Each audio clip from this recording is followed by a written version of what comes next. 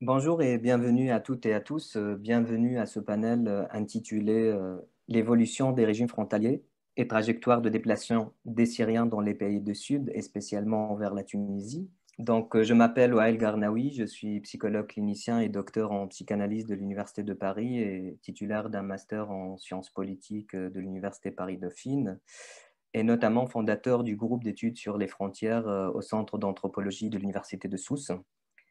Les deux présentations principales aujourd'hui donneront lieu au printemps prochain à deux publications sous forme d'un document d'information, briefing paper, conjoint entre le Mixed Migration Center et l'Université d'Édimbourg, ainsi qu'à un 4Me snapshot du Mixed Migration Center. Ce webinaire est organisé par trois institutions, MECAM, Marian Center for Advanced Studies of the Maghreb, Mixed Migration Center et Madar, qui vont se présenter dans un instant. Je donne maintenant la parole au professeur Gertel, directeur du MECAM, suivi de Ayla Bonfiglio, manager of the Mixed Migration Center, et Mariangela Palandino, directrice de Madar. Je vous en prie, Dr. Gertel. Thanks, Wael. Welcome, everybody. My name is Professor Gertel. I'm a professor of economic geography at Leipzig University, and it's more than a pleasure to have you here today. We are running the University of Leipzig with the University of Marburg and particularly the University of Tunis, a new project called MECAM, the Marian Center for Advanced Studies in the Maghreb. And part of this co-financed center, predominantly financed by the German Ministry of Education and Research and others. Part of this research center is an interdisciplinary research group where Wael and others, such as Anne, took place last year. So what we are doing is working on the title, Dealing with Disparity, Imagining Futures, and our so-called interdisciplinary fellow group was particularly interested in the relation between inequality and mobility. In this sense, the title of today, Changing Border Regimes and Syrian Displacement Trajectories in the Global South, fits nicely into the work and the outcome of the members of our groups. And having said this, I'm handing over to Ayla Bonfiglio from the Mixed Migration Center. Thank you. Thank you very much, Professor. I hope that everyone can hear me. Please tell me if you can't. So I'm very proud to introduce MMC today. We are a global network consisting of several regional hubs across Asia, Africa, Europe, and Latin America, with a central unit in Geneva. Our aim is to be a leading source for independent and high quality data, research, analysis, and expertise on mixed migration, to increase and nuance our understanding of mixed migration, to positively impact global and regional migration policies, and to inform evidence-based protection responses for people on the move. MMC's overarching focus is on human rights and protection for all people on the move, regardless of status. And it's important to note that while our research remains independent, MMC is a part of and governed by the Danish Refugee Council, which helps to ensure that our work is grounded in an operational reality. But with that said, the research insights and the findings that we present do not necessarily reflect the position of DRC. As head of MMC in North Africa, I'm proud that we've developed this partnership with Madar and MECAM, and today's data and findings are a great example of the insights that we can produce when working together. And special thanks also to my colleagues Theo and Asma for leading today's research discussions from MMC. And with that, I would like to pass the mic over to Mariangela Paladino. Thank you. Thank you, Ayla and colleague. First of all, my name is Mariangela Paladino. I'm a professor of post-colonial and cultural studies at the University of Kiel.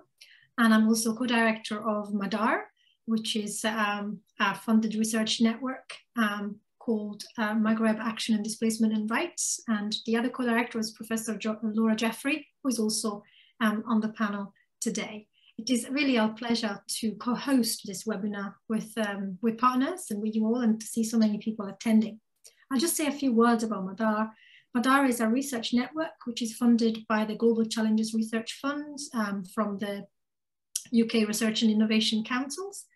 And the aim of Madar is to focus on displacements in the context of conflict, specifically in Central Maghreb. So Madar includes partnerships between UK and 6 institutions across the UK, Morocco, Tunisia, and Algeria, including academic institutions and civil society organizations. And what makes us different from other research networks is the structure, because Madar commissions research. So we have a portfolio funding to commission research to the research communities within the Maghreb and the UK to address some of the key aims of Madar, which are about displacement, protection, vulnerability in the Central Maghreb. So without saying more, there is plenty of details about Madar on our website, and I invite you all to check it out. And I want to again thank everybody for being here. And I'm really, really happy to be in this partnership with MECAM and with Mixed Migration. I look forward to the event today. Thank you.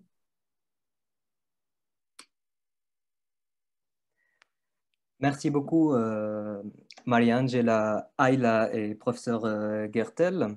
Donc maintenant, j'ai le plaisir de présenter les 3 intervenants qui vont parler de leur recherche. Donc je commence par Anne Zunz, après Asma et après Marouane. Donc, Dr Anne-Christine Zunz est maître de conférences en anthropologie du développement à l'Université d'Édimbourg. Elle est notamment anthropologue économique avec un accent sur les intersections du travail, des migrations forcées et du genre en Méditerranée. Donc, depuis 2015, Anne a mené un travail de terrain en personne avec des Syriens déplacés en Jordanie, en Turquie et récemment en Tunisie et en Bulgarie, et à distance en Irak, au Liban et en Syrie. Donc, Anne parle couramment l'arabe levantin de Chem. Elle est spécialisée dans la recherche avec les populations déplacées dans les zones rurales difficiles à atteindre et avec les femmes réfugiées. Donc, elle mène des recherches en collaboration avec des universitaires syriens au sein des réseaux One Health Field. Donc, elle a mené et participé à plusieurs recherches. Je pense qu'on n'a pas vraiment le temps de tout citer. Donc, mais depuis 2021, par exemple, le nouveau projet Field 5 d'Anne, financé par AHRC, étudie le potentiel des champs traditionnels de récolte des réfugiés syriens et du patrimoine culturel et matériel pour informer les politiques de développement durable au Moyen-Orient. Donc, cette recherche, par exemple, est une collaboration avec 2 organisations dirigées par les Syriens, expertes en sciences agricoles et en arts et en sciences humaines, et implique des ateliers de musique et un travail de terrain sur les sites de travail agricole avec des ouvriers, des musiciens syriens dans le sud de la Turquie. Donc, en 2021, Anne a remporté le prix du meilleur article de la Syrian Studies Association pour son article « Refugees, Transnational Livelihoods and Remittance, Syrian Mobility in the Middle East Before and After 2011 ». Il est publié dans le volume 34 du Journal of Refugee Studies. Donc, la deuxième intervenante, c'est Asma Belhaj Hassan, est assistante de recherche au Centre sur la migration mixte en Afrique du Nord, MMC. Elle participe à la collecte de l'analyse des données qualitatives et quantitatives. Donc, avant de rejoindre MMC, elle a travaillé sur plusieurs projets de recherche sur une variété de sujets tels que la migration, le genre, le trafic humain et la politique africaine. Asma est titulaire d'une licence en études françaises et d'un master en études africaines de l'Université de Sousse en Tunisie. Donc, sa thèse portait sur les expériences migratoires des travailleuses subsahariennes en Tunisie après 2011. Donc, à la fin, Marouane Bouneb est l'administrateur de Madar, basé à l'Université de Sousse. Donc, il détient un master d'études culturelles au sein de la faculté des lettres et des sciences humaines de l'Université de Sousse. Donc, sa thèse intitulée évaluation de l'héritage de l'apartheid en Afrique du Sud, examen critique des manifestations étudiantes. Il a critiqué les inégalités sociales, ethniques et économiques et leurs répercussions sur la définition d'accès à l'enseignement supérieur. Donc, il a rejoint pour 10 mois le Conseil tunisien pour les réfugiés, partenaire du Haut Commissariat des Nations Unies pour les réfugiés en tant qu'assistant de terrain. Il a également participé à 2 projets de recherche, notamment Migrants in Countries in Crisis, et deuxième projet, Power for Youth, Freedom, Dignity and Justice, a comprehensive approach of the understanding of youth exclusion and the perspective of inclusion and global south and global change in the South and the East Mediterranean. Donc maintenant, voilà, vous avez 30 minutes pour les 3 intervenants, chacun 10 minutes pour présenter son travail. Donc, je donne la parole à Anne. Well, thank you so much for having us today and for giving us an opportunity to present the results from our ethnographic study with Syrian refugees and migrants in Tunisia. As well said, my name is Anne Zuns from the University of Edinburgh. With me today are Asma Binhaj Hassan and Marwan Bouneb, who worked with me as research assistants on the project, and you will hear from the 3 of us today. Before I start, I just wanted to acknowledge the support of 2 organizations. The study itself was funded as part of my visiting fellowship at the Marian Center for Advanced Studies in the Maghreb. And during fieldwork, we also received particular support from Awledna. Awledna is a Tunisian volunteer-led organization with offices all over the country, including in Sousse. And Awledna provides different forms of support, not only to refugees and migrants, but also to vulnerable Tunisians. So Marwan, Asma and I are particularly grateful to Awledna's founder, Monsieur Radwen Fersi, and also to Ishraf from the Sousse office, who first put us in touch with Syrian refugees in Sousse, and that's how our study started. Now, it's well documented that contrary to European policymakers' assumptions, not all migration flows through North Africa are headed towards Europe. For many refugees and migrants in Africa, the journey is long, it can be fragmented, destinations may change, and for many, Europe is often, or at least not initially, the first destination. It's also well documented that the EU's increasingly hostile asylum policies, which are meant to stop people from accessing European territory, have made migrations costlier and also more dangerous. And in this regard, the Mixed Migration Center previously published a great report showing that Syrian refugees in particular have now joined the Western Mediterranean route, traveling through all of West Africa, Mauritania, Mali, Algeria, Morocco to finally reach Spain. However, what is less understood, and that's the starting point of our study today, is how complex migration landscapes emerge in countries like Tunisia that used to be transit countries, but have increasingly turned into destination countries, sometimes forced destination countries for refugees and migrants. So we have 4 goals in our presentation today. Our first goal is to recenter the Global South through shifting the focus from northbound border crossings in the Mediterranean to more complex migrations within the MENA region, and in particular between the Middle East and North Africa. Second, we're going to argue in our presentation that Syrian refugees' flight trajectories to Tunisia are not simply the product of European policies of outsourcing refugees.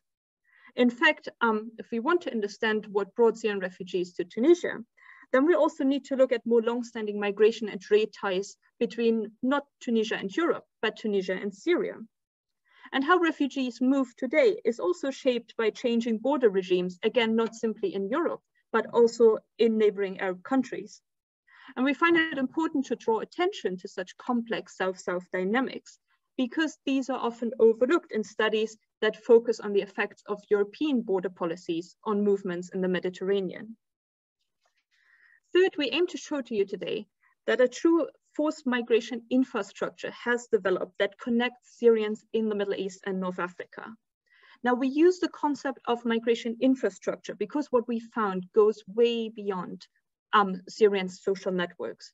Of course, we know that social networks are important. Refugees tend to go to places where they already know someone. They tend to follow family members and friends. But what we found during our research with Syrian refugees in Tunisia is that the infrastructure of Syrian refugees and migrants also encompasses support organizations, smugglers, border guards, specific places, specific border crossings, specific technologies and practices. And as we aim to show in the final part of this presentation, this broader infrastructure enables not only the movement of Syrian refugees, but also the circulation of all things Syrian in a much wider sense. Now, there's a final reason why a case study of Syrian refugees in Tunisia might be wanted. In terms of absolute numbers, the Syrian population in Tunisia is tiny. Syrians make up 1/4 of the registered refugees that are registered with the UNHCR in the country. In absolute numbers, that's something like 2,500 people. By comparison, according to UNDESA in 2019, there were almost 60,000 people from sub-Saharan Africa in Tunisia. So in absolute numbers, the presence of Syrian refugees is tiny. But from the key stakeholder interviews that we conducted with humanitarian actors in the country, it also appears to us that Syrians are often not a priority to service providers. There is a tacit understanding that as fellow Arabs, Syrians may already have easier access to public services in Tunisia than, for example, sub-Saharan migrants. And also Syrians as a group are often poorly understood, and unlike other migrant populations in Tunisia, might be rather invisible in everyday life. So what we'll try to argue today is that there is a need to differentiate between different and very dissimilar Syrian demographics. Now, without further ado, I'll pass the mic now to Asma and Marwan, who will tell you a bit more about how the data were collected and what we actually found. So Asma, over to you. Merci Anne. Bonjour tout le monde. Donc, je suis Asma Belhaja Hassan, assistante de recherche au Mixed Migration Center. J'avais le plaisir de participer à cette étude donc, qui vise à répondre à toutes ces questions sur les trajectoires, sur aussi les conditions de vie et les histoires des Syriens, des réfugiés syriens en Tunisie. Donc, pour répondre à toutes ces questions, effectivement, nous avons choisi de faire une étude pilote ethnographique qui sert à récolter et à collecter des données qualitatives qui viennent pour compléter déjà des initiatives existantes, comme vous l'avez déjà mentionné, Anne, l'étude ou le rapport de Mixed Migration Center. Des données ont été récoltées à travers l'enquête for MIE de Mixed Migration Center, qui, donc notre étude vise à fournir un aperçu un peu approfondi des schémas et des mobilités, des conditions de vie, de travail d'un groupe particulier de réfugiés en Tunisie. Donc, dans ce cadre, des entretiens qualitatifs avec 21 ménages syriens ont été réalisés. Tous les entretiens ou bien tous les participants n'étaient pas enregistrés auprès de ACR en tant que de demandeurs d'asile ou en tant que réfugiés. Plusieurs ou certains ont déjà un permis de séjour en Tunisie et même d'autres ont la nationalité tunisienne. Cela signifie qu'en termes de statut légal ou en termes juridiques, certains pourraient être considérés comme des migrants et non pas comme des réfugiés.Cependant, tous les ménages syriens et tous les interviewés de cette étude ont été affectés par la crise syrienne et par les déplacements et par les conséquences qui ont suivi cette crise. Si la plupart ont fui le pays, ont fui la Syrie, je voulais dire après 2011 à cause du conflit, quelques-uns étaient déjà en Tunisie et avaient déjà des liens avec la Tunisie et ne pouvaient pas y retourner ou ont dû aussi accueillir des membres de leur famille fuyant la Syrie. À ces entretiens principaux avec des ménages syriens, on a complété ces entretiens avec d'autres entretiens, cet entretien avec des parties prenantes. Cet entretien ont été réalisés auprès des représentants des organisations internationales, des associations locales et aussi des universitaires. Donc, dans cette étude pilote ethnographique, on avait mobilisé la méthode de boule de neige qui essaie de tracer le fonctionnement des réseaux sociaux syriens. Cette méthode de boule de neige présente plusieurs avantages parce que d'abord, elle nous a permis de suivre les familles syriennes à travers le pays. Par exemple, 2 familles syriennes à Sousse nous a dirigés vers leurs proches à Kérouan, à Gafsa. Cette méthode donc nous permet d'accéder à des familles dans des régions à l'intérieur de pays, des quartiers marginalisés, des villes qui ne sont pas vraiment ni la capitale, ni sur les côtes. Donc, ces villes où les organisations, même les associations, ne sont pas souvent présentes. En même temps, elle nous a permis d'établir une certaine relation de confiance dans une situation où de nombreux Syriens, en particulier ceux qui appartiennent à la communauté de DOM, si on peut les qualifier de voyageurs nomades, sont réticents à interagir avec des étrangers et à discuter. Donc, tous les entretiens avec les Syriens ont été menés en arabe, en dialecte tunisien et syrien par Anne, Marouane et moi-même, à l'exception de 3 entretiens avec 3 entrepreneurs ou hommes d'affaires qui ont été conduits à Tunis. Tous les entretiens ont été menés au domicile de participants. Cela aussi a présenté plusieurs avantages. Donc, conduire des entretiens dans les domiciles des participants nous a permis de d'abord passer plus de temps avec eux, interagir, au lieu d'un cadre d'entretien limité, un cadre un peu artificiel. Les entretiens ont souvent rassemblé à des cadres d'hospitalité syriens plus traditionnels. Plusieurs familles nous ont invités même à dîner, à aussi goûter de la cuisine syrienne et après la comparer avec la cuisine tunisienne. Donc, dans un entretien aussi, Anne et Marouane ont effectué une visite de suivi chez une famille à Zarzis et ont passé une demi-journée à cuisiner, à discuter avec cette famille. Ce cadre d'entretien un peu détendu a permis d'aborder des questions plus larges, à donner un peu de flexibilité, un peu d'espace aussi pour ces personnes, pour s'exprimer librement, si on peut dire. Donc, pour s'exprimer aussi sur leurs attentes, leurs projets d'avenir, sur leurs souvenirs, leur pays, leur vie aussi dans la destination qui est la Tunisie. Donc, nous avons pu rencontrer un plus grand nombre de familles parce que aussi cela signifie que chaque entretien ne reflète pas seulement l'histoire d'un seul individu, le père, la mère ou un autre membre, mais c'est toute la famille. Donc, cela nous a permis de comprendre les schémas de mobilité, les stratégies de subsistance, non seulement, comme je viens de dire, d'un seul membre, mais plutôt ceux de ménages étendus qui vivent et qui voyagent ensemble. De nombreux entretiens ont été menés avec des ménages multigénérationnels. Par exemple, à Gafsa, nous avons interrogé un couple syrien âgé, ses enfants et ses petits-enfants, soit plus de 10 personnes au total.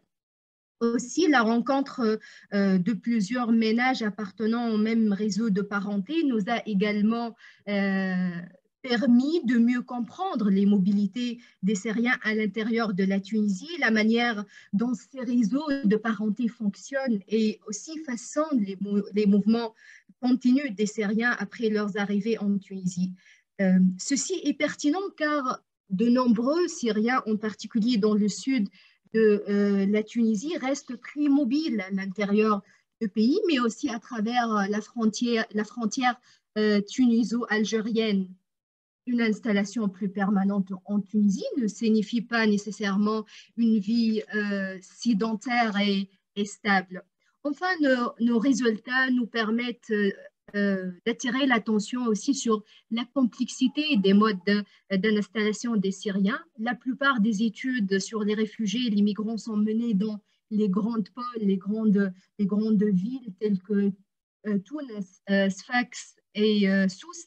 Notre étude essaie de peut-être attirer l'attention sur les lieux situés dans le sud et à l'intérieur du pays, bien que nous n'ayons réalisé que 4 entretiens dans des localités non côtières, Gafsa et Kérouan. Nos informateurs nous ont parlé de la présence de petits groupes de ménages syriens dans de nombreuses villes et localités de l'intérieur du pays, notamment Asbit, La Touzr et Tataouine. les modes d'installation hors du réseau humanitaire où le réseau humanitaire n'a pas d'accès ou ne peut pas y avoir accès, donc méritent une attention bien particulière. Donc, notre étude, bien évidemment, parce qu'elle est une étude pilote, ethnographique, représente certainement certains limites. Tout d'abord, nos résultats fournissent un snapshot des mobilités des réfugiés syriens pendant la pandémie de Covid-19. Aussi, cette étude s'appuie essentiellement sur les discours, sur les souvenirs, sur les paroles en fait, des Syriens concernant leurs déplacements précédents, comme la plupart des entretiens ont été menés aussi au domicile des participants. Nous n'avons pas pu observer leur lieu de travail, par exemple, ou d'autres espaces de sociabilité des Syriens en dehors de leur domicile. Aussi, et pour conclure cette partie méthodologique, comme nous avons utilisé aussi un échantillonnage en boule de neige et dans le cadre limité d'une étude pilote de 3 mois, l'échantillon de ménage syrien n'est pas représentatif de tous les Syriens. Donc, notre étude cherche plutôt à distinguer les différentes trajectoires et modes de passage des frontières des Syriens qui sont positionnés de manière différente en ce qui concerne la classe, l'ethnicité et les liens d'avant-guerre avec la Tunisie que nous allons découvrir dans notre prochain slide qui en fait traite ou parle des liens d'avant-guerre entre la Syrie et la Tunisie. Donc,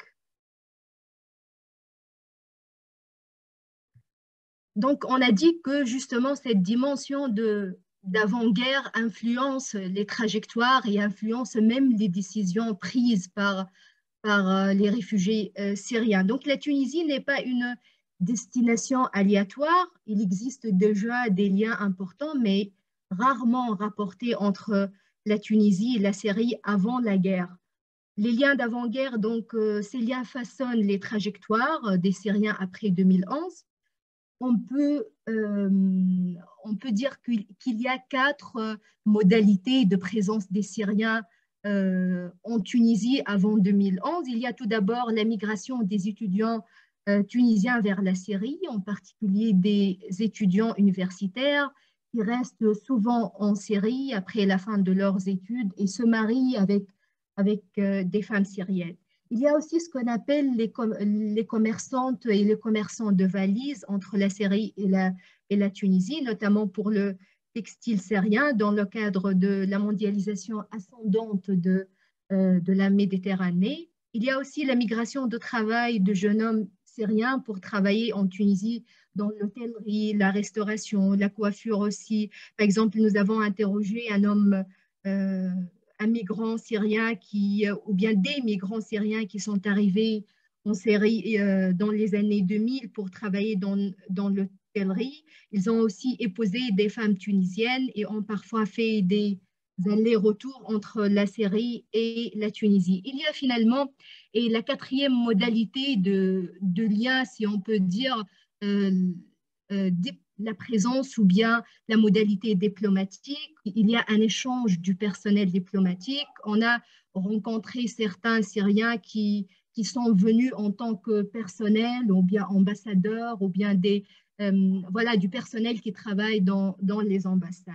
En février 2011, la Tunisie expulse l'ambassadeur syrien. Cependant, après 2011, les Syriens ayant des liens avec la Tunisie avant la guerre et les familles syro-tunisiennes sont en mesure de tirer parti de leurs liens, de ces anciennes routes, de ces anciens liens pour se rendre en Tunisie directement par l'avion. Donc, peut-être ces liens qu'on trouve aujourd'hui sont plutôt des liens réactivés sur les anciens. Les routes sont différentes, bien évidemment, les modalités, mais c'est juste pour dire que ces liens existent même avant 2011. Donc, si on peut qualifier de premiers Syriens, ces premiers Syriens ont un profil socio-économique différent, des modes d'installation différents aussi.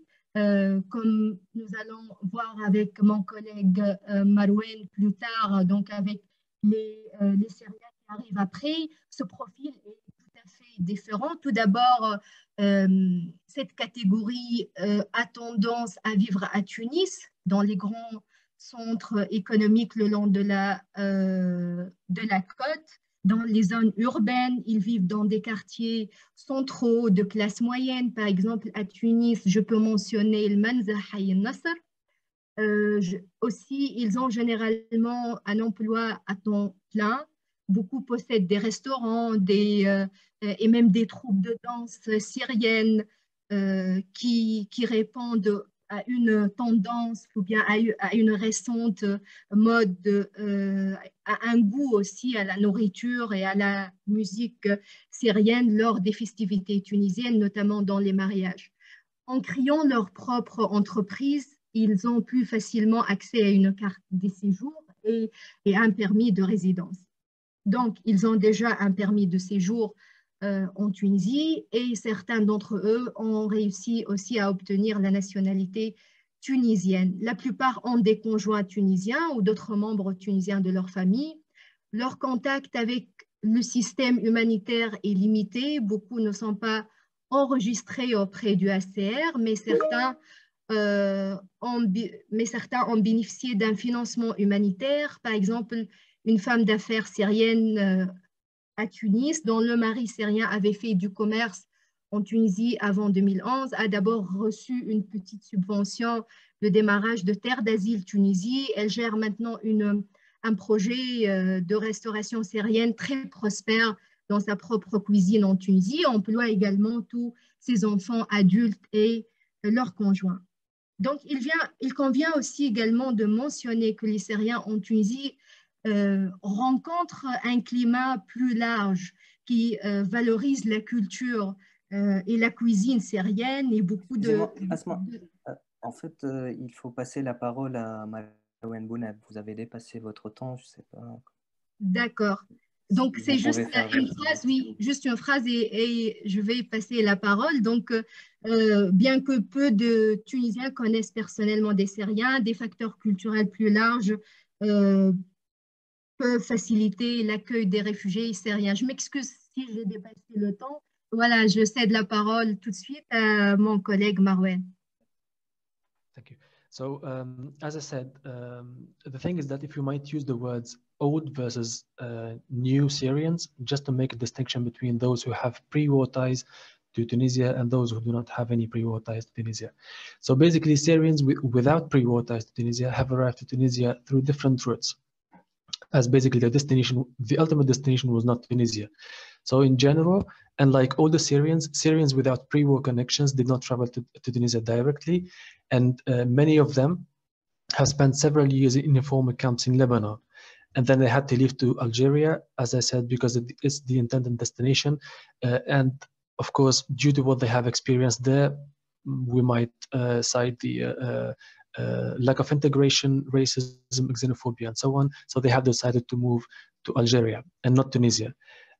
Many of them decided to move on from Algeria because they also have struggled to pay, for example, the rents, which has to be paid upfront for 6 months or 1 year. And then we can also might cite one of the big challenges there, which is deportation. So they have decided also to move onward and leave Algeria to Tunisia. But basically, the turning point or the watershed moment for changing the flight trajectories for Syrians, it was March 2015, especially when Algeria decided to change the whole system or the whole regime for the visa for Syrians. So they have opted for a new pattern of movement and flight trajectories, which made it difficult for them to reach their ultimate destination. So if you might make the picture a bit clearer, before March 2015, for example, Syrians were able to fly from Beirut to Algeria directly. Some of them, they have spent several years in Algeria, others moved to Tunisia only a couple of days later on. So we should also say that all the Syrians we have interviewed who came via Algeria to Tunisia have entered through the same land border crossing, which is Boushebka, just near Qasrin. And all the informants here reported that Algerian and Tunisian border guards at Boushebka let the Syrian refugees pass. So maybe they have dealt with the issue through humanitarian aspect or so on, and sometimes even cover the cost for onward movement. For example, a Syrian family told us that Tunisian border guards have paid for the next trip next to the nearest area, which is Gafsa, biggest city. And that's so that this was the period before March 2015, and now after March 2015, and as I said, after the change in the visa regime for the Syrians, everything has changed, and the flight trajectories have become considerably longer, expensive, more fragmented, and especially more dangerous. And Syrians had only two choices, whether to after leaving Syria, of course. So they have to travel from Beirut airport to only two destinations that will allow them to be entered through the passport. So basically, they were Mauritania or Sudan, and from there they have to join the established migration routes through West and North Africa.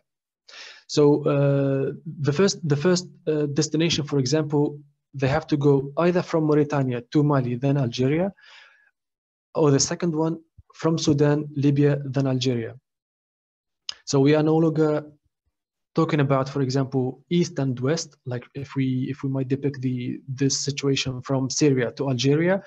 It was not that difficult anymore. They have to make it like very complicated, very long, very dangerous also. Heading from Syria to Mauritania and then taking all the way through Mali and Algeria, or the other side from Sudan to Libya to Algeria. We should also say in this context that the movement of the Syrians all along these journeys are not fully irregular. So Syrians often combine regular and irregular border crossings. So while they are leaving Lebanon, for example, to Mauritania or Sudan, they use their passports, and then they use the other way, which is the desert. So it is rather irregular journey.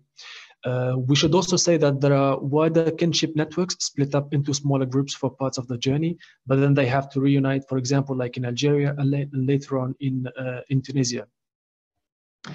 Some of the refugees also have to interrupt their journeys to gather money for the next step. For example, many families have spent several years in Nouakchott in Mauritania to save money to cross the desert.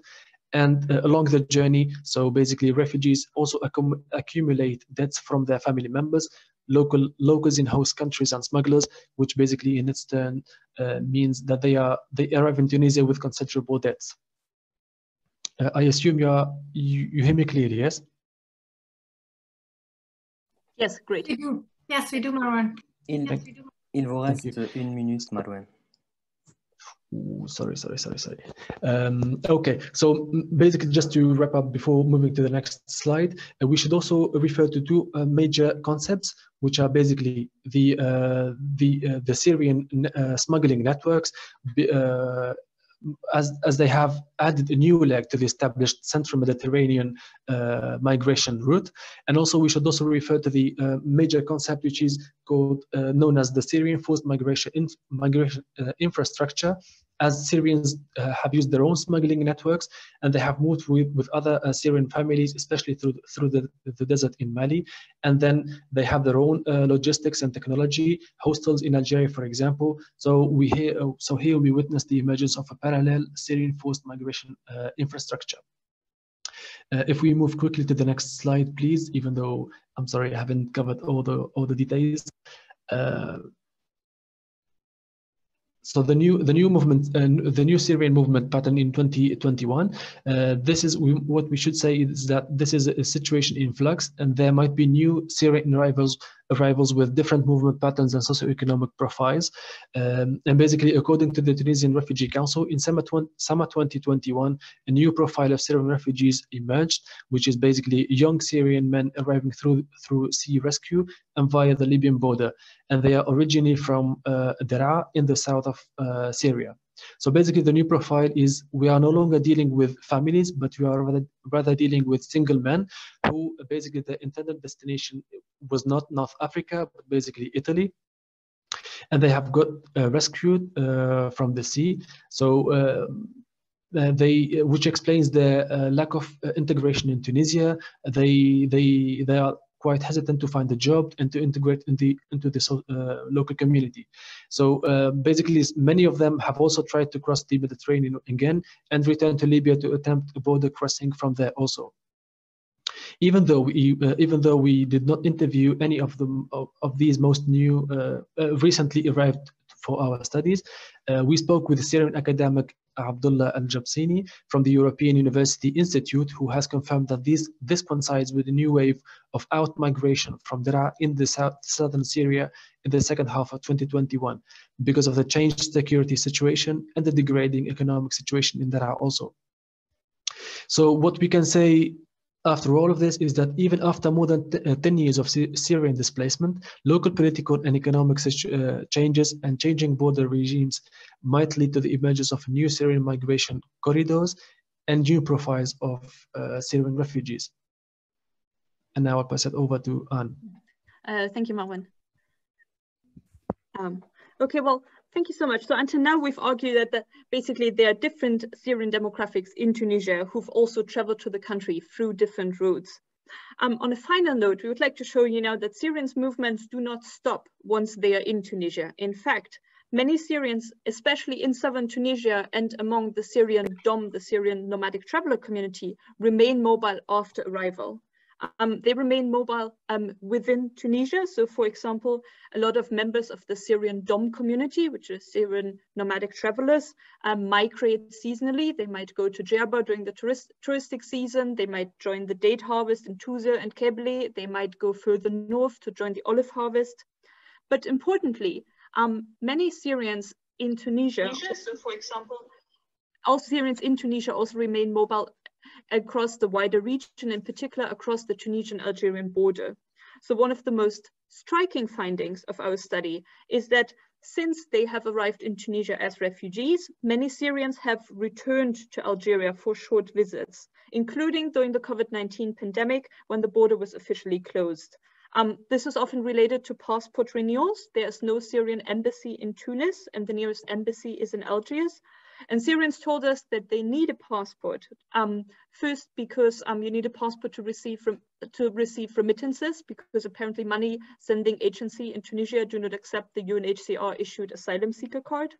But many Syrians also told us that they wanted to have an up-to-date passport because they wanted to be ready to travel in case there was a chance of either being selected for resettlement to Europe or else of going home to Syria. And this is particularly interesting because it means that Syrians keep crossing the Tunisian-Algerian border, including in COVID time. And what's fascinating is that Syrians that we interviewed in October 2021 had literally just returned from Algeria, who told us that they had first crossed the Tunisian-Algerian border 2 years earlier without paying anything. And 2 years later during COVID, they had to pay smugglers both on the Tunisian and Algerian side. So these continuing refugee mobilities also tell us something about how the border regimes develop in the region and during the COVID-19 pandemic. But we also heard of Syrians who travel more broadly, including Syrian women who returned to Lebanon and even Syria, and then came back to Tunisia via Algeria. But what's perhaps even more fascinating is that not only humans travel, but objects also still travel. So for example, some Syrians extend their passports with the help of friends, so that people do not physically travel, but their passports travel to embassies, Syrian embassies in other countries. So we heard of one Syrian passport that traveled all the way to the Syrian embassy in Venezuela and then was brought back to its Syrian owner in Tunis. Syrians in Tunisia may also send for traditional spices and costumes for abroad. That is particularly true for those who work in the hospitality industry. And Syrian refugees in Tunisia also procure brides, procure fiancés for young men in their family. And I should hasten to say that this is not a commercial thing. What I'm talking about is that families procure young women from their own extended kinship networks to marry them to their own sons. And these young women entered Tunisia across the Algerian-Tunisian border, not as refugees, but with the explicit motivation to get married. These girls are either already in Algeria, but in some cases we heard about young women who were brought all the way from Syria to Lebanon, then Algeria, and then Tunisia. So just to sum this up, and this is my final slide, if I can just sum up some of our major findings.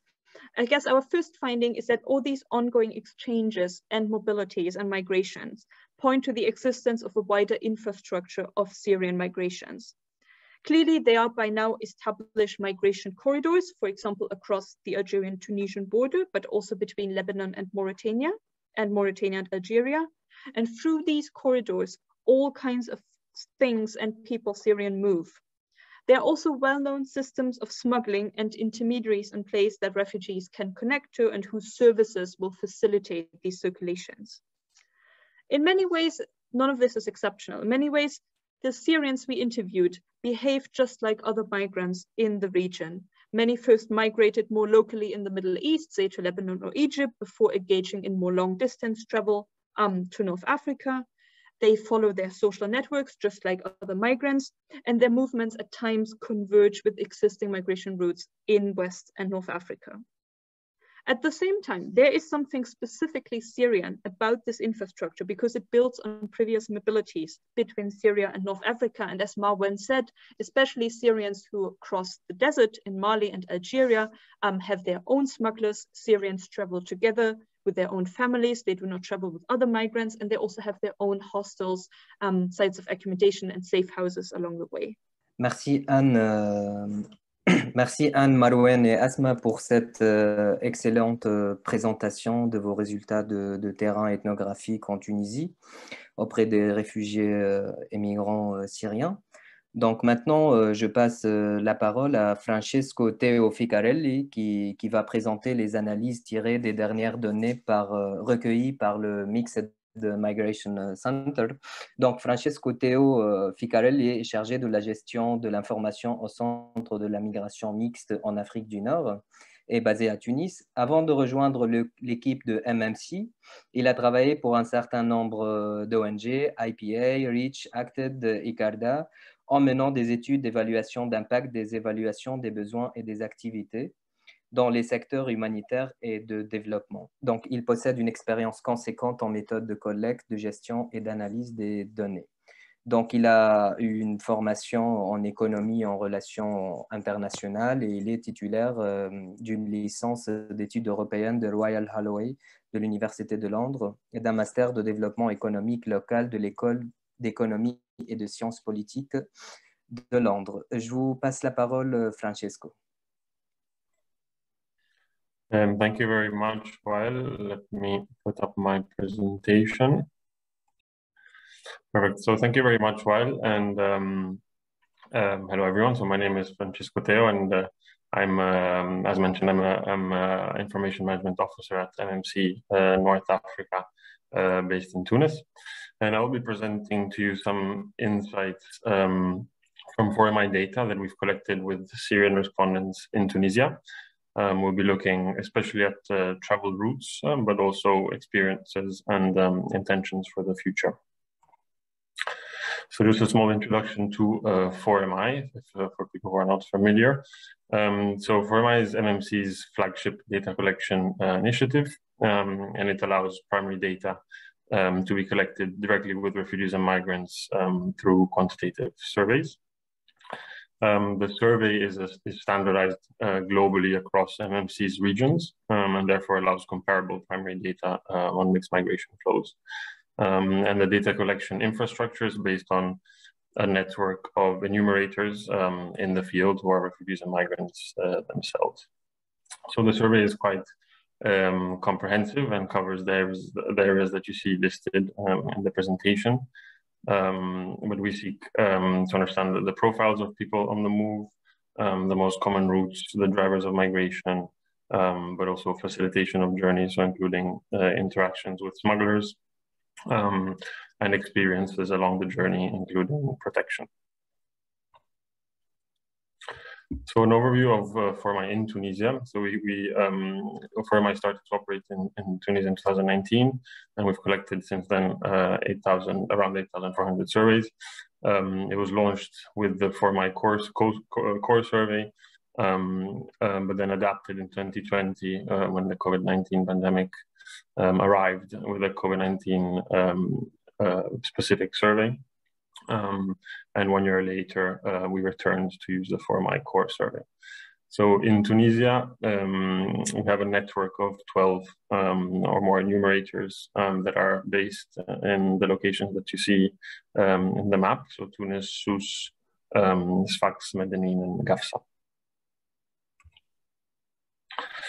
So for my respondents, all need to fall within a certain criteria. They need to be more than 18-year-olds. They need to be in the country of interview for less than 2 years. And this means that all the Syrians interviewed are part of a group of most recent arrivals and have all arrived from 2019, 2020 onwards. So this is likely a group arriving after those interviewed and outlined by the previous presentation. And we will notice some differences, particularly in the routes that we capture.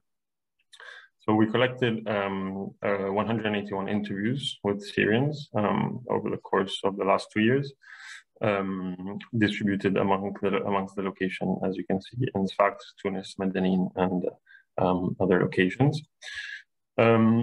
Just to keep in mind that the data is not representative, so due to the purpose of sampling methodology that For My is based on, but it allows to pull insights and patterns, which we'll look into right now. So we can start by looking at the profiles of our Syrian respondents. It's the first thing to note is that 100% or all respondents self-reported as refugees or asylum seekers. Although we do not verify this, but we see here that the gender disaggregation of our sample, we see that 3/4 of the respondents in the sample were men and 1/4 were women. We also see the percentage of respondents that were traveling or living with children under their care. And there's an obvious significant difference amongst men and women in the answer to this question. While more than half of men were not traveling with children, 52%, the majority of women were. So here we already start to identify a bit of a specific profile of men traveling without children, so maybe traveling alone, which compose almost half of the sample. And for this group specifically, we see that the average age is much lower than the other. The average age is 24, whereas for those traveling with children, so potentially families, both amongst the women and the men, the average age was more towards 29, 30. So this map presents an overview of the routes taken by the sample respondents. And the first thing to note is that almost all respondents have passed through at least one country between leaving Syria and reaching Tunisia. And actually the majority had passed through more than one country, so at least 2 countries, that's 57% of respondents. So journeys were often long and fragmented and involved both air and land travel. Overall, the most commonly transited country was Libya, as it is at the crossroad of many of the routes, as we see on the map, followed by Egypt and Algeria. So some respondents cited starting their journeys from countries other than Syria. These are respondents that may have left Syria earlier on and have settled or spent some time in the country that they selected as the country of departure before deciding to undertake their journey to Tunisia more recently. So as we see in the graph, we had a 43% that had started the journey from Syria, but 1/4 that had started the journey from Egypt, and then 12% from Algeria and 12% from Libya. And most respondents that have started their journeys from Syria did so between 2016 and 2018, as we see in the table. whereas those that had left Egypt did so between 17 and 18, and those that left Libya and Algeria did so more recently, mostly in 2019. And 2019, the 2019 date that we see for those leaving Algeria does coincide with the start of the protests, the mass protest in February 2019 in Algeria. But these respondents may have been in Algeria since prior to 2015, even the date on which the visa regulations for Syrians changed, as described by my colleagues. But when looking at the reasons given for leaving their country of departure, we see that while for Syria most indicated violence, insecurity, and conflict, for Egypt there was a wider mix of reasons, but most commonly economic reasons, and reasons related to rights and freedom. So if we combine the indicated countries of departure and the first countries transited for those leaving Syria, we have this the graph and the map outlined, where we see that while so we saw earlier that Libya was the most common country transited overall over the course of all journeys. However, it was only the first destination for 12% of the sample, while Egypt was the most common first country to travel to, followed by Algeria and Sudan. And many respondents that had first traveled to Algeria and Sudan did point out that they originally intended to settle there prior to deciding to then move to Tunisia.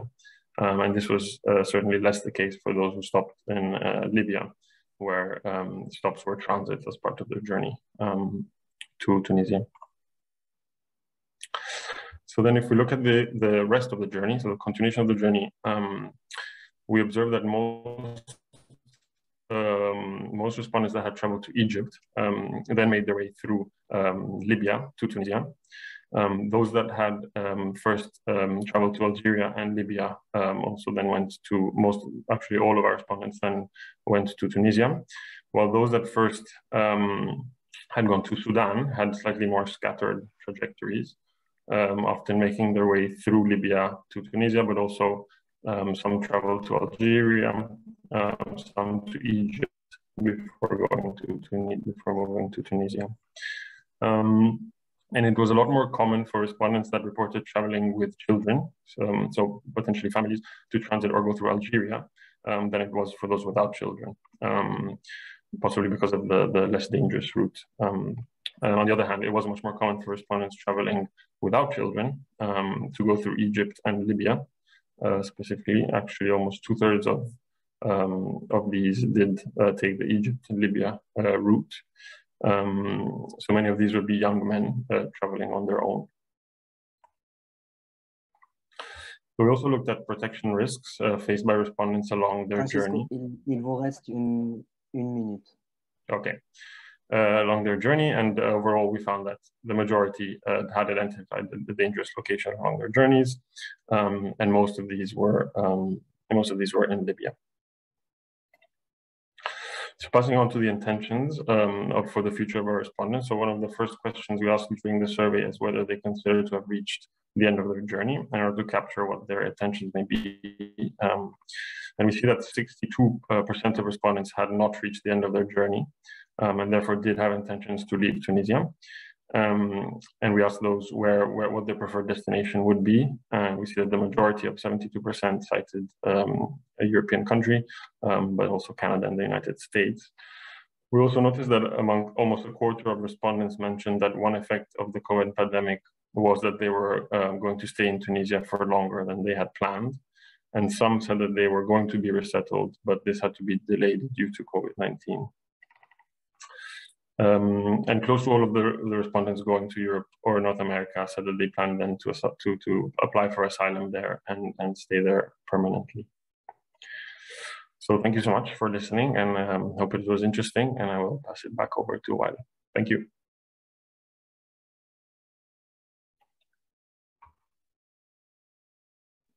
Merci Francesco pour cette excellente présentation des analyses des résultats de recherche de Mixed Migration Center. Donc maintenant, je vais donner la parole à Marouane Taleb qui va discuter ce panel. Donc Marouane Taleb, il est docteur et chercheur postdoctoral à l'Institut de recherche sur le Maghreb contemporain, l'IRMC, qui fait partie du Centre national de recherche scientifique en France, où il co-dirige la composante scientifique du projet Progress Migration financé par l'Agence française de développement. Il est notamment titulaire d'une maîtrise en géographie économique et d'un doctorat en urbanisme et de développement de l'École nationale d'architecture et d'urbanisme de Tunis. Sa thèse de doctorat portait sur la croissance des activités industrielles non réglementaires dans les zones urbaines, suburbaines de Tunis. Actuellement, ces domaines de recherche comprennent la planification spatiale en relation avec le développement économique et les modèles de gouvernance, la migration, la gouvernance locale et la décentralisation dans les pays d'Afrique du Nord. Donc, il travaille également comme consultant expert pour les programmes d'urbanisme et de développement dans les pays africains. Donc, juste, je rappelle, après l'intervention de Marouane, vous pouvez écrire, poser vos questions dans la conversation ou vous levez la main pour avoir la parole pour poser des questions. Donc, je laisse la parole à Marouane. Merci beaucoup, Well. Content de vous revoir, content de revoir tous les membres du Border Studies. C'est vraiment un plaisir d'être parmi vous et merci encore pour m'avoir invité à modérer et à discuter ce travail qui est très, très intéressant du fait que je m'intéresse à la question des frontières terrestres tunisiennes. J'ai énormément de questions. Je suis très curieux comme chercheur et vous le savez déjà, nombre d'entre vous me connaissent. Donc, je vais commencer par Anne. Je vais suivre l'ordre des présentations. Donc, Anne, ma première question, elle est d'ordre, mais vraiment hors fond. Comment s'est construite ta collaboration en tant que chercheur du MECAM ou de l'Université d'Édimbourg avec le Mixed Migration Center? Parce que c'est deux entités séparées par la Méditerranée et séparées par énormément de choses, dont les critères institutionnels académiques. Et je suis très curieux de connaître le fondement de cette collaboration entre le MMC et le MECAM, ou entre vous et les chercheurs de MMC. Deuxièmement, vous avez parlé d'Aouledna, l'association. Et est-ce qu'il fallait passer par ce genre d'association pour accéder au terrain syrien en Tunisie? Est-ce qu'une approche frontale ne pouvait pas être possible sans ces vecteurs associatifs? Troisième question, pourquoi la Tunisie est devenue un pays de destination à la fin? Pourquoi? Parce qu'au départ, tous les trois intervenants, les quatre, ont montré que non, finalement, les principales destinations étaient les pays européens. Mais pourquoi est-ce que au fil de ces 10 ans de mobilité, la destination a changé? Et l'autre question qui est un peu me taraude, c'est le rapport entre le lien social et la pratique informelle de la frontière. Est-ce qu'il y a un lien? Voilà. Est-ce qu'il y a une relation de cause à effet entre le lien social développé entre les Syriens et l'usage informel de l'espace tampon frontalier? Je parle de l'espace entre la Tunisie et l'Algérie. Est-ce qu'il y a des réseaux d'entraide? Et donc, ça c'est un peu… J'ai une autre question, parce que tu as pris la parole plus tard, encore une fois. Est-ce que des collectifs syriens ont été créés d'une manière officielle? Parce qu'ils sont là, ils sont 2500, les chiffres que vous avez avancés, vous et MMC. Est-ce que ça a donné lieu à des collectifs officiels ou non officiels? Et est-ce que des actions collectives ont été entreprises par ces supposés collectifs syriens.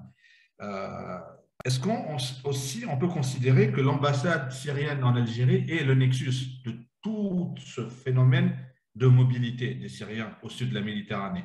Est-ce qu'on peut considérer ça comme c'est un peu le centre de gravité de toute leur stratégie de déplacement, ou bien on pourrait y associer la ville de Tamanrasset comme deuxième nexus des réfugiés venant du sud du Sahara?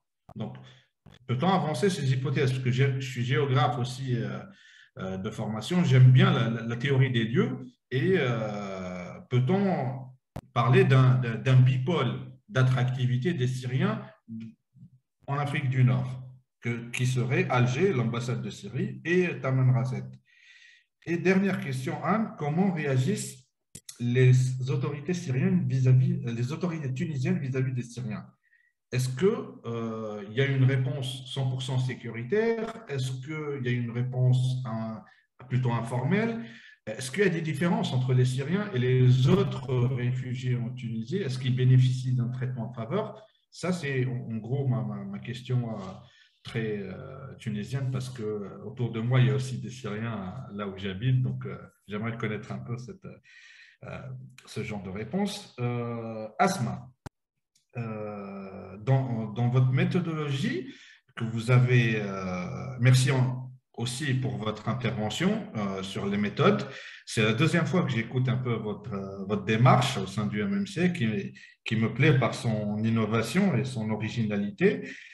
Et vous avez parlé d'interviews qualitatives avec les municipalités.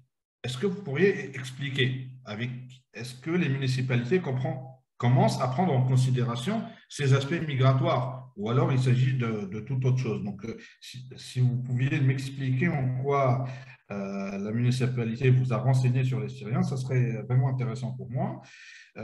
Aussi, peut-on parler d'une reconstruction des communautés syriennes en Tunisie par rapport à des communautés qui existaient en Syrie, dans leur territoire d'origine? Donc ça m'intrigue. Est-ce bon, j'ai eu la réponse plus tard, mais j'aimerais bien vous entendre, parce que je suppose que vous avez fait du terrain. Est-ce que ceux qui sont restés en Tunisie ont totalement abandonné l'idée d'un retour définitif en Syrie? Et de cette question-là me vient une autre question qui fait suite, qui est très liée. Est-ce que cela justifie leur installation dans des zones qui ne sont pas couvertes par les réseaux d'assistance aux réfugiés, dans des zones géographiques tunisiennes? Est-ce que ces deux aspects sont liés, le fait d'abandonner tout retour et de se démarquer des zones d'influence des structures d'appui aux réfugiés? Donc ça c'est aussi quelque chose qui m'a interpellé. Si les liens, maintenant la dernière question pour toi Asma, si les liens d'avant-guerre sont si importants entre la Tunisie et la Syrie, pourquoi sont-ils passés par l'Algérie et la Mauritanie, du moins entre les années qui ont directement suivi la révolution syrienne, ou les changements au niveau de la Syrie?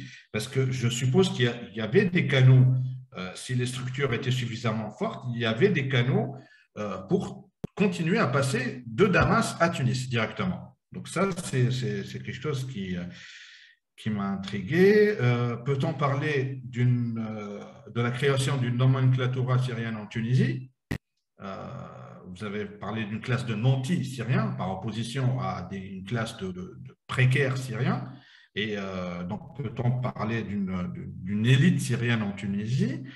Maintenant, je passe à Marouane Bouneb. Merci encore pour tous les détails. Quelques questions rapidement. Pensez-vous que, déjà, c'est vraiment ça m'a intrigué, pourquoi la politique algérienne des visas a-t-elle changé?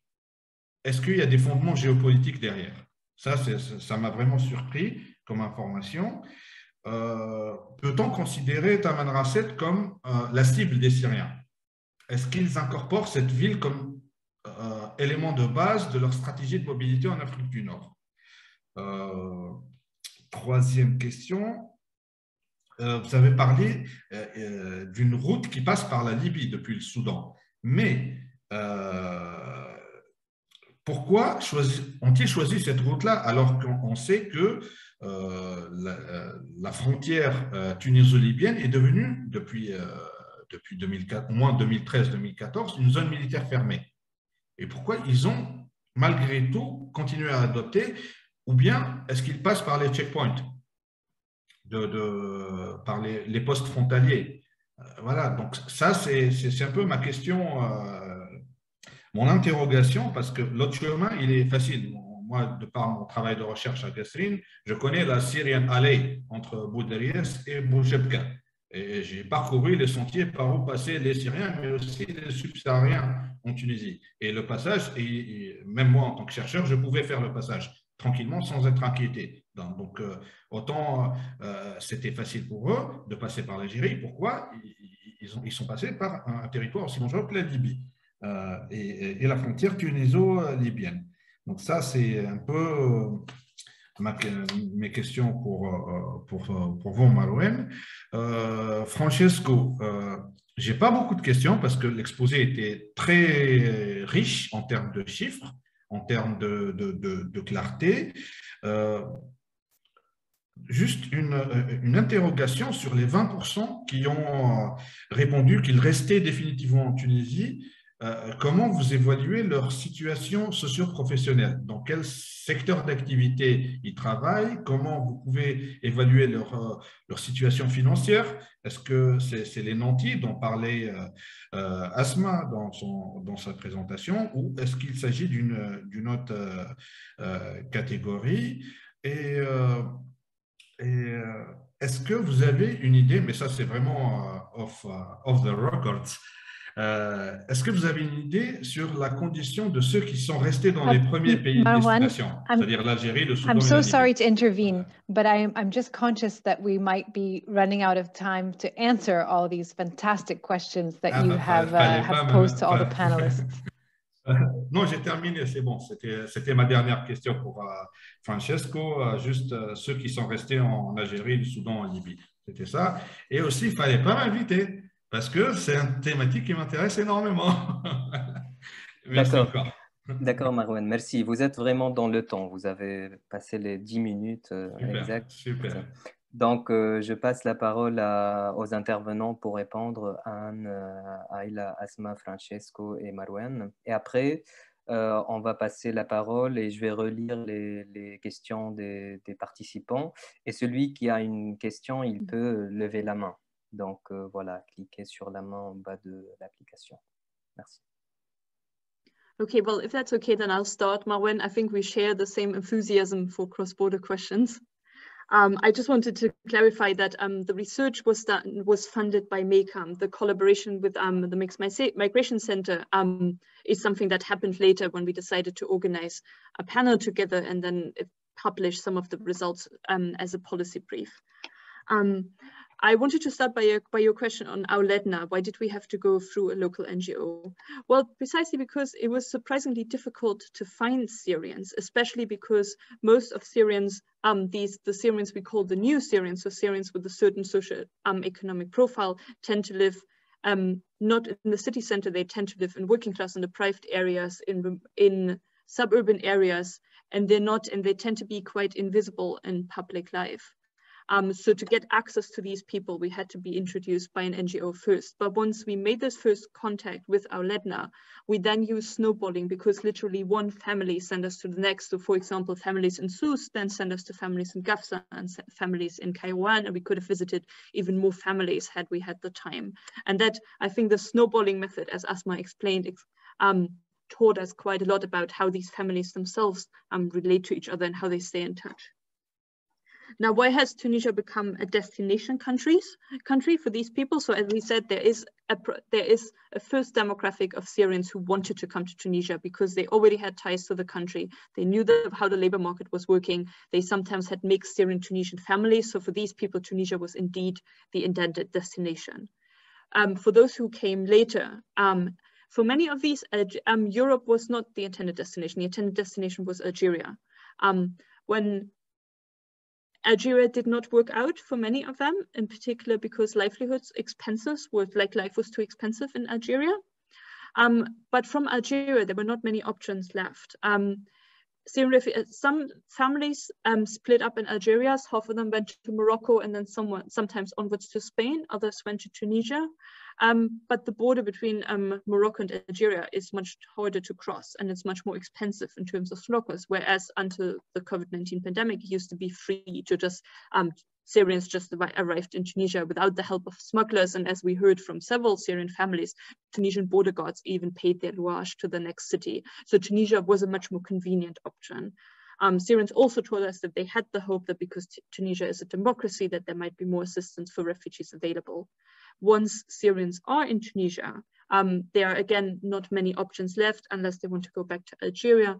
And everyone we talked to among the Syrians who've now been in Tunisia for several years were absolutely against taking boats to cross the Mediterranean, because they all thought that the central Mediterranean migration route was too dangerous.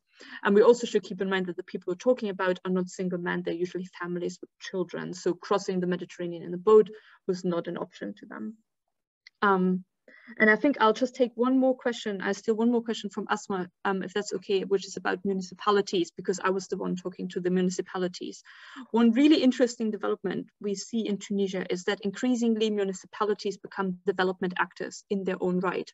So in the absence of a proper migration strategy at the national level, we see that municipalities increasingly become actors in transnational city networks, and that they also increasingly interact with local migrant organizations, reframing migrants as potential development actors. For example, the city of Sousse is very active in reaching out to migrant organizations. One of the recommendations of our study would be to also encourage Syrian refugees to organize more and set up similar organizations. We found one Syrian-led organization in Tunis. This organization is led by Syrians who lived in Tunisia before 2011. It's made up of lawyers and doctors and university academics, so it represents really the wealthy, more established Syrian diaspora in Tunisia. But this organization, interestingly, does not collaborate with the UNHCR or other aid organizations. So it would be interesting for Tunisian municipalities in particular to identify whatever is already out there in terms of Syrian solidarity, and then to amplify these efforts, because there is an affluent Syrian diaspora in Tunisia and these people are willing to help. Okay, I think I'll pass the mic to Asma then. Merci Marwan pour vos questions qui sont très intéressantes. Donc, vous avez posé la question sur les intentions. Est-ce qu'il y a vraiment l'intention de retourner en Syrie? On trouve les trois intentions, c'est-à-dire l'intention de rester en Tunisie, retourner et aussi partir. Sauf que pour le groupe qui est déjà installé, le groupe dont les membres ont des projets, ils sont vraiment installés en Tunisie, et dont quelques-uns faisaient déjà des allers-retours entre la Tunisie et la Syrie, mais ça reste des allers-retours, ils sont installés ici en Tunisie. Pour les autres, beaucoup de participants ont évoqué le fait qu'ils voulaient retourner en Syrie, mais c'est le climat politique, l'instabilité, aussi le coût de vie en Syrie qui les empêche de reconstruire une vie là-bas, mais cette nostalgie au pays est présente. Mais est-ce qu'il y a vraiment un projet bien construit? Est-ce qu'il y a une mobilisation des ressources financières pour y retourner? Selon les participants, ce n'est pas très visible. Il y a aussi ceux qui vont aller en Europe, mais aussi ça reste aussi un projet qui n'est pas très élaboré pour des limites aussi, et pour des limites des ressources financières, et aussi parce que généralement ils sont des familles, ils ne peuvent pas par exemple traverser la mer parce qu'ils ont des préoccupations, des craintes. Donc je ne sais pas si ça répond à votre question. Est-ce que cela a un lien avec le fait qu'ils choisissent de se démarquer dans des zones, Je ne sais pas, mais je pense, selon les données qu'on a, dans les données qualitatives, que ces démarcations, ces choix d'espace à l'intérieur de la Tunisie répondent à des logiques économiques, répondent à des logiques aussi familiales plutôt que à des logiques de ses intentions. Donc, voilà.